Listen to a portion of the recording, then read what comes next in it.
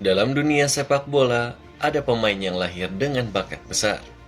Ada yang tumbuh perlahan, terarah, konsisten.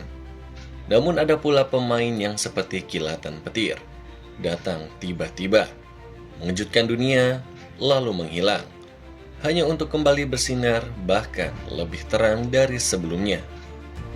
Inilah kisah seorang anak dari Normandia yang berlari lebih cepat dari keraguan, yang menggiring bola melewati cedera, kritik, dan tekanan, sampai akhirnya kembali membuktikan bahwa ia bukan sekadar bakat. Ia adalah cerita. Ini adalah perjalanan panjang Ousmane Dembélé, perjalanan penuh tawa, cedera, air mata, kegigihan, dan kebangkitan.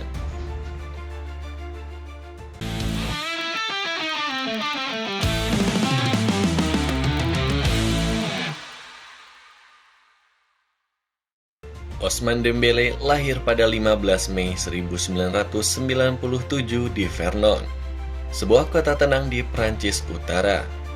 Ia tumbuh dalam keluarga imigran Afrika. Ayahnya dari Mali, ibunya dari Mauritania dan Senegal. Dari kecil, ia sudah mengenal hidup sederhana, hidup yang banyak mengajarkan arti kerja keras. Tetapi sejak usia 4-5 tahun, satu hal sudah jelas. Bola adalah segalanya bagi Dembélé. Ia bermain di halaman rumah, di jalanan, di gang sempit, dan bahkan di tempat ibunya berdagang. Kemanapun ia pergi, bola selalu bersamanya. Tetangganya sering mengatakan, anak ini tidak bisa dilepas dari bola. Dan mereka tidaklah salah. Tidak seperti banyak anak lain, Dembélé kecil belajar menggiring bola bukan dengan gaya Eropa. Dia tumbuh dengan gaya jalanan Afrika, cepat, improvisatif, kreatif, liar. Ia belajar menari dengan bola, bukan sekadar mengendalikannya. Bakatnya mulai terlihat jelas saat ia masuk klub lokal Ivrius. Di sini pelatihnya hampir tidak percaya. Dembélé bisa menggunakan dua kaki seimbang. Ia bisa menendang, menggiring, dan mengubah arah tanpa terlihat kelelahan. Saat usianya 13 tahun, Rennes melihat bakat langka itu dan menariknya ke akademi mereka. Disinilah Dembélé benar-benar diuji. La Masia, Clairefontaine, atau akademi-akademi elit lainnya memiliki struktur kuat. Di Rennes, Dembélé mendobrak struktur itu. Ia naik level terlalu cepat. Tim U17, U19, tim reserve, semuanya ia lewati dalam waktu singkat. Pelatih Rennes bahkan berkata, jika dia punya tubuh yang kuat, dia bisa berada di puncak dunia. Tahun 2015, di usianya yang 17 tahun, Dembélé debut di Liga 1. Dan saat itulah dunia mulai mendengar namanya. Driblingnya sulit ditebak. Speednya luar biasa cepat. Gaya mainnya seperti pemain futsal yang diberi lapangan besar untuk bermain sesukanya. Musim itu, ia mencetak gol penting, memberi assist, dan membuat bek-bek senior kesulitan. Rennes tahu mereka punya berlian yang tidak mudah dicari lagi. Tahun 2016, Borussia Dortmund pun datang. Klub yang terkenal mencetak pemain muda, dan Dembélé pun setuju.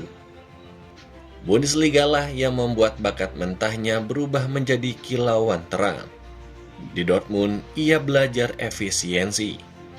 Ia belajar kapan harus menggiring, kapan harus melepas bola. Ia pun belajar menjadi pemain seutuhnya, bukan hanya pemain show. Di musim pertamanya, ia membawa Dortmund menjuarai DFB Pokal. Ia membuat assist, mencetak gol penting, dan menjadi salah satu pemain paling mematikan di Liga. Dan disinilah Barcelona mulai mengikuti setiap geraknya. Pada bulan Agustus 2017, Dembélé pindah ke Barcelona dengan harga yang mengguncang dunia, 105 juta euro. Menjadikannya salah satu pemain termahal di dunia. Usianya baru 20 tahun, dan semua mata tertuju kepadanya. Namun, ekspektasi adalah beban, dan beban itu sungguh berat. Baru beberapa pertandingan, ia pun cedera hamstring. 1 cedera, 2 cedera, lalu cedera berikutnya.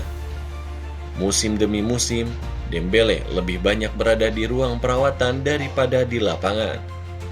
Media pun mulai menjulukinya pemain kaca, talenta besar yang rapuh. Tekanan itu luar biasa. Fans mulai ragu, pelatih mulai kesal, media menghujani dengan kritik tajam. Tetapi di balik semua itu, ada sisi Dembele yang tidak banyak terlihat. Ia tidak menyerah, ia selalu kembali dan selalu mencoba untuk bangkit.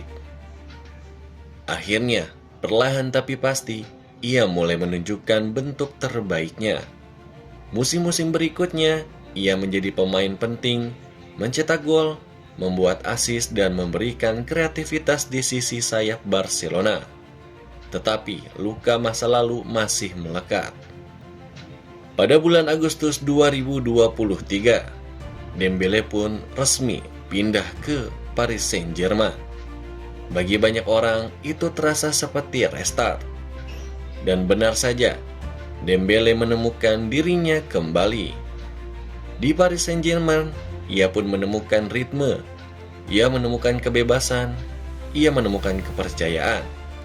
Dalam musim-musim berikutnya, ia menjadi salah satu pemain kunci. Dan yang paling penting, ia membuktikan bahwa ia bukan pemain yang habis. Ia menutup mulut kritik dengan performa, bukan kata-kata.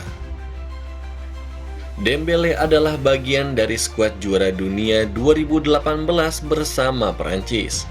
Meskipun tidak selalu menjadi pemain inti, kontribusinya tetap penting dalam perjalanan Prancis menuju puncak dunia.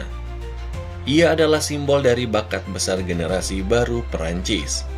Dan hingga kini, ia masih menjadi bagian dari lini serang Prancis yang kaya talenta.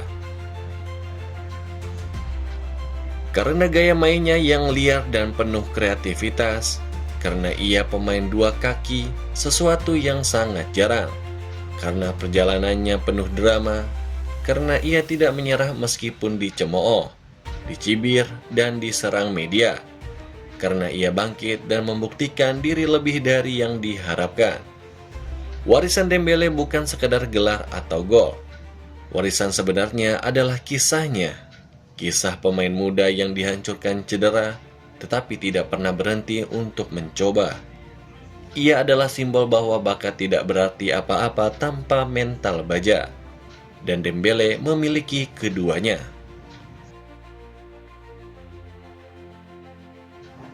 Perjalanan Ousmane Dembele adalah gambaran nyata bahwa hidup tidak selalu datar. Kadang kita berada di atas, kadang kita jatuh, kadang dunia meragukan kita. Tetapi pada akhirnya yang terpenting adalah kita berani untuk bangkit kembali. Dembele membuktikan bahwa seseorang bisa kembali bersinar bahkan setelah mengalami masa paling gelap dalam karirnya. Terima kasih telah mengikuti perjalanan luar biasa Ousmane Dembele. Dari jalanan kecil di Prancis hingga panggung terbesar sepak bola dunia.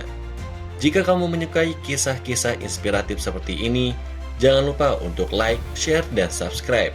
Karena masih banyak cerita pemain hebat lain yang akan kita bahas berikutnya. Sampai jumpa di cerita inspiratif selanjutnya hanya di Bola Bali.